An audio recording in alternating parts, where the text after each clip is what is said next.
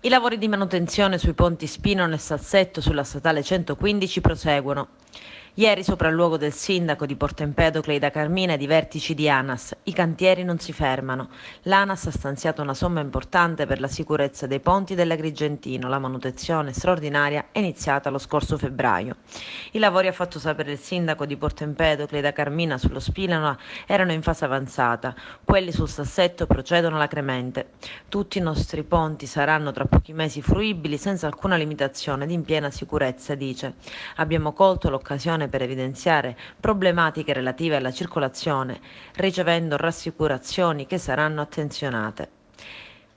E ad oltre 2 anni dalla chiusura del viadotto Acragas, importante infrastruttura che collega Agrigento con Porto Empedocle e non soltanto, c'è poca chiarezza sui lavori di manutenzione che dovranno essere effettuati e che ancora oggi non sono mai cominciati. Il caso è stato nuovamente sollevato nei giorni scorsi dall'associazione ambientalista Mare Amico, che sui social network chiedeva quale fosse il destino del ponte. Dopo diversi annunci, progetti e intenzioni più o meno concrete di salvare il salvabile, l'ANAS è pronta a far partire i lavori nel primo tratto, quello aperto dell'infrastruttura. Entro pochi giorni appariranno i ponteggi metallici che saranno posti sotto il ponte per poter cominciare i lavori. È bene dirlo, entreranno a pieno regime soltanto il prossimo autunno. Ancora incerto invece il destino della seconda parte del ponte Morandi, quella ancora oggi chiuso al traffico.